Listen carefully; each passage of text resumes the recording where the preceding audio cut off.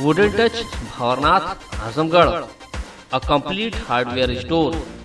हमारे यहाँ branded plywood, flush door, designer door, PVC door, formica, fancy hardware, kitchen की chimney एवं modular kitchen की एक्सक्लूसिव रेंज उपलब्ध। अपने आशियाने में लगाइए चार चांद, पहुंचिए वुडन टच भंवरनाथ आजमगढ़। नमस्कार, एबीसी चैनल में आपका स्वागत है। मैं हूं सचिन श्रीवास्तव और आप मेरे साथ देखेंगे आजमगढ़ से जुड़ी खबरें। आइए नजर डाल लेते हैं आज की खास खबरों पर। जिलाधिकारी राजेश कुमार ने गुरुवार को facility quarantine centre, universal public school रोआ, फरिया निजामाबाद, रामबच्चन यादव महाविद्यालय, फार्मेसी खुरासो तहसील फूलपुर, अस्थायी आश्रय स्थल फातिमा गर्ल्स कॉलेज दाऊदपुर निजामाबाद व कंटेनमेंट जोन वार्ड संख्या 8 तेलीपुर नगर पंचायत निजामाबाद तथा ग्राम चमाव तहसील फूलपुर का निरीक्षण किया। इस दौरान जिलाधिकारी ने बताया कि इस समय जिले में कुल कोरोना पॉजिटिव मरीजों की संख्या 125 है, जिसमें से 97 एक्टिव पेशेंट हैं और 25 ठीक होकर डिस्चार्ज हो चुके हैं। 3 की मौत हो गई है। इस समय जिले में 48 कंटेनमेंट जोन बनाए गए हैं। आज डिस्चार्ज होने वालों में जिला अस्पताल के डॉक्टर आर श्रीवास्तव भी शामिल हैं। डीएम ने बताया कि जिले में अब तक 1,52,286 प्रवासी मजदूर आ चुके हैं, जिनमें से 20,000 को मनरेगा में काम दिया गया है। 51,829 मजदूरों को स्किल मैपिंग के आधार पर काम से जोड़ा जाएगा। मैं आपको टोटल सूचना दे देता हूँ। गत अगर 24 घंटों की बात करें, 3 तारीख से आज सुबह 6 बजे 4 तारीख तक कुल हमारे 451 प्रवासी जनपद में आए हैं, जिसमें कि 396 हमारे जनपद आजमगढ़ के हैं, बाकी गैर जनपद के थे जिनको कि उनके गंतव्य स्थल भेज दिया गया है। अब तक की टोटल स्थिति यह है, क्रमिक आंकड़े जो हैं, कुल 1,52,286 प्रवासी विभिन्न माध्यमों से जनपद आजमगढ़ के हैं, जो कि आजमगढ़ आ चुके हैं। अब तक कंटेनमेंट जोन 48 हो गए हैं। कल तक 45 थे, 3 और कंटेनमेंट जोन कल बढ़े हैं, तो 48 टोटल कंटेनमेंट जोन हो गए हैं। टोटल पॉजिटिव केसेस जनपद आजमगढ़ में 125 हैं, जिसमें से कि 97 एक्टिव हैं अभी इस वक्त। और L1 फैसिलिटी हमारी डेंटल मेडिकल कॉलेज में, जिसमें 51 पॉजिटिव कोरोना पॉजिटिव व्यक्ति हैं, और L3 फैसिलिटी मेडिकल कॉलेज में 46 व्यक्ति वहाँ पर हैं।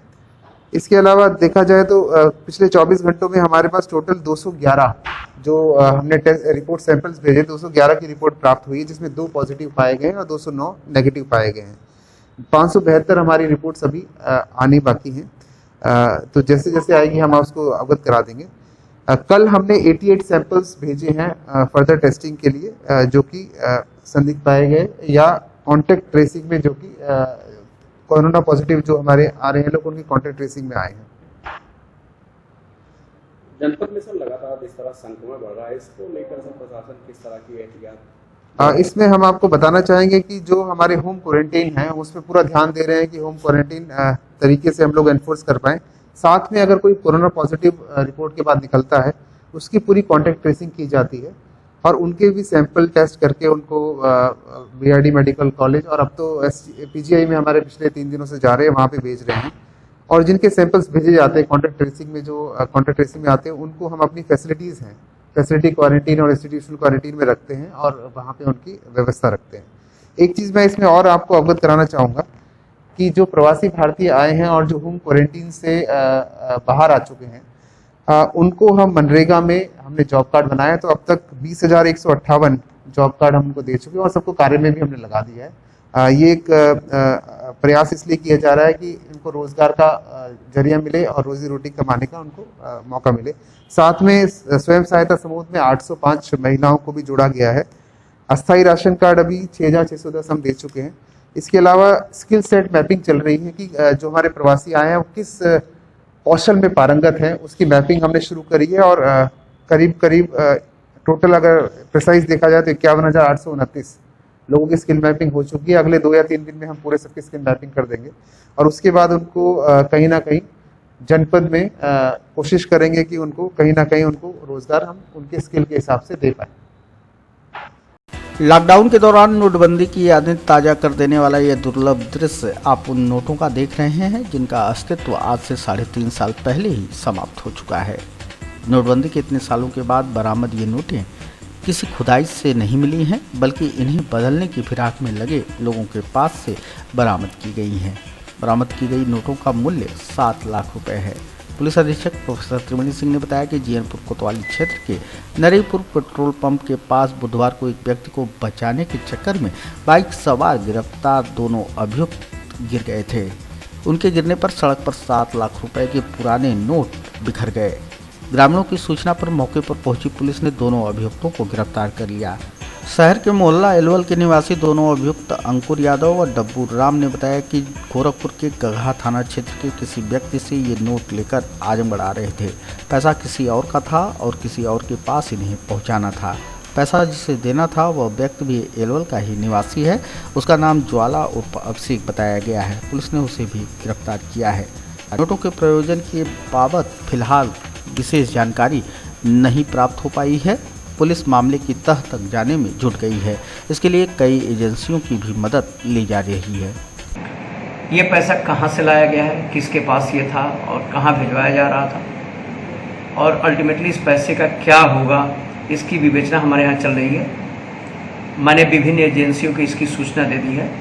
विवेचना में जो प्रगति होगी उसके बाद हम अवगत करेंगे। जैसा कि आरोपी बता रहा था कि हम इसको कुछ परसेंटेज पे एक्सचेंज करने वाले थे और नेपाल से भी इसका तार कुछ जुड़ा हुआ है, ऐसा बताया जा रहा था उनके माध्यम से। हाँ, ये पूछताछ में बता रहा था कि ये जितना अमाउंट है उसका 10% हमको मिलता, ये उसने बताया है। इस बिंदु पे भी हम लोग जांच कर रहे हैं।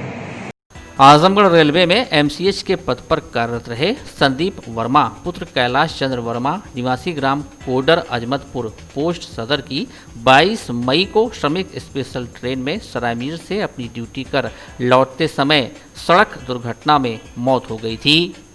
संदीप की मौत कोरोना महामारी में फंसे श्रमिकों के लिए चलाई गई श्रमिक स्पेशल ट्रेन में ड्यूटी के दौरान हुई थी। इसलिए मैत्रेय प्रगति मंच आजमगढ़ ने गुरुवार के दिन जिलाधिकारी को ज्ञापन देकर संदीप को कोरोना वॉरियर्स घोषित करते हुए कोरोना वॉरियर्स की बीमा क्षतिपूर्ति दिलाने की मांग किया।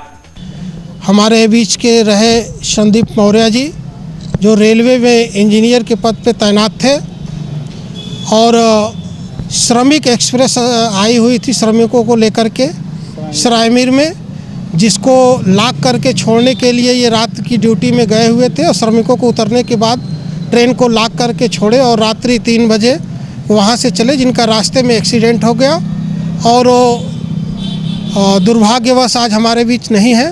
तो हमारे ये डीएम के माध्यम से मांग है, डीएम से मांग है कि उन्हें कोरोना वॉलंटियर घोषित किया जाए और जो भी आपदा के रूप में सरकार ने घोषित किया है, केंद्र सरकार ने घोषित किया है कोरोना वॉलंटियरों के लिए, वो लाभ उनके परिवार को मिले।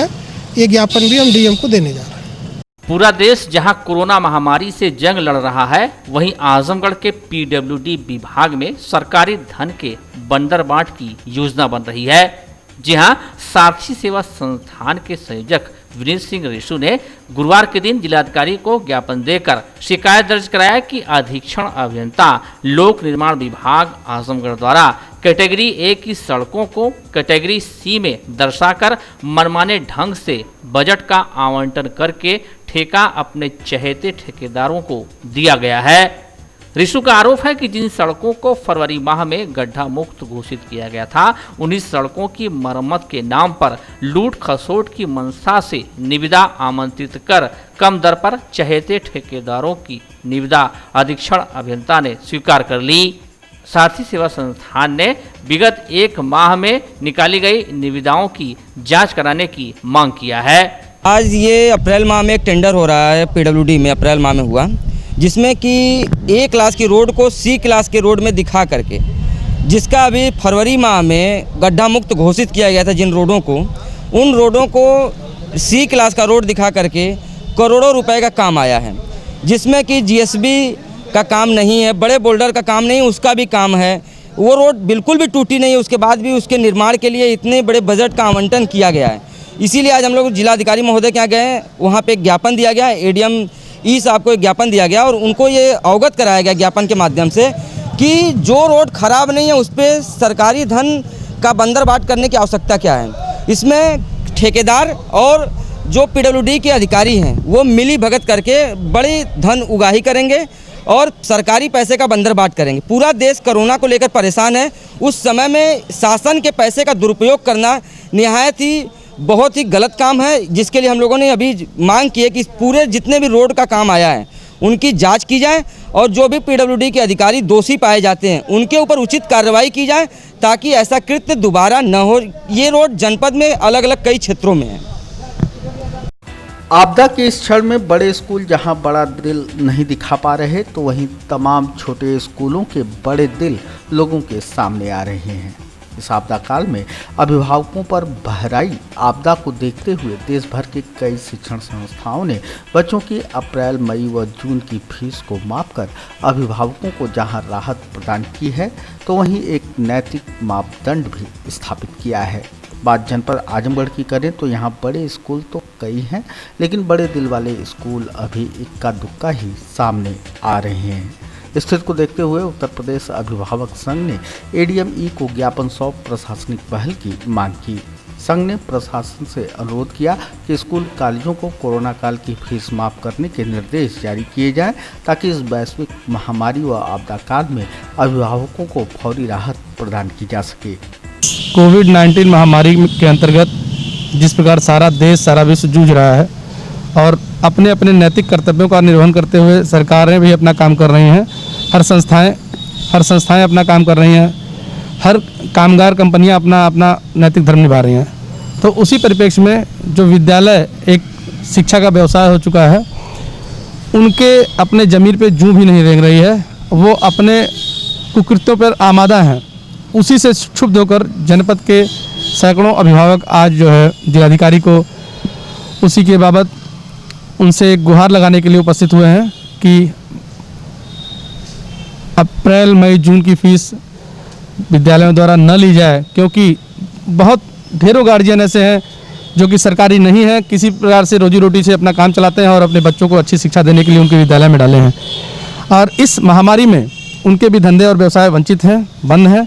तो यहाँ सरकार से इसी उम्मीद से, जिला प्रशासन से इसी उम्मीद से हम लोग एकत्रित हुए हैं कि इन 3 महीनों की राहत देकर एक नैतिक धर्म का निर्वहन करें और विद्यालयों द्वारा, जो कि सरकार के आदेश के बावजूद भी विद्यालयों द्वारा मैसेज और जबरन उन पे दबाव बनाया जा रहा है, ये कतई एक कुत्सित मानसिकता का द्योतक है।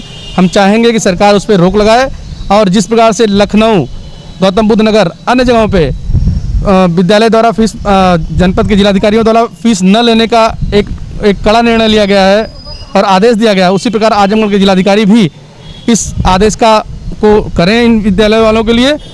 जैसे कि हमारे शहर का एक विद्यालय है जिसके प्रबंधक राहुल मिश्रा जी हैं सरदहा के पास, उन्होंने अपने विद्यालय की फीस माफ़ कर दी है, मैं उनका तहे दिल से आभार व्यक्त करता हूँ। इसी प्रकार जनपद के हर एक विद्यालय को चाहिए कि इस आपदा महामारी में लाखों करोड़ों परिवारों को एक राहत की सांस दें। जनपद में तेजी से बढ़ती कोरोना संक्रमितों की संख्या को देखते हुए जिला प्रशासन हर संभव प्रबंध सुनिश्चित कर रहा है। एसडीएम सदर रावेंद्र सिंह ने बताया कि तहसील सदर के शहरी क्षेत्र में 2 कंटेनमेंट जोन और तहसील के ग्रामीण क्षेत्रों में 9 कंटेनमेंट जोन बनाए गए हैं। सभी कंटेनमेंट जोन में पर्याप्त संख्या में पुलिस बल की तैनाती की गई है। कंटेनमेंट जोन में आवश्यक सेवाएं लोगों को डोर टू डोर मुहैया कराई जा रही हैं। अभी तक हमारे यहाँ 2 शहरी क्षेत्रों में कंटेनमेंट जोन है और 9 ग्रामीण क्षेत्र में कंटेनमेंट जोन है। कंटेनमेंट जोन का पालन कराने के लिए वहाँ पे पुलिस बल तैनात है। इसके अलावा प्रत्येक कंटेनमेंट के लिए एक क्या कहते हैं सब्जी विक्रेता और क्या कहते हैं दूध विक्रेता, इनको नामित किया जाता है जो जाकर लोगों की ज़रूरत के हिसाब से इनकी सप्लाई करते हैं। इसके अलावा किराना स्टोर से संबद्ध कर दिया जाता है, उनका फ़ोन नंबर जारी किया जाता है जिसकी सहायता से लोग अपने होम डिलीवरी के लिए सामान मंगा सकते हैं।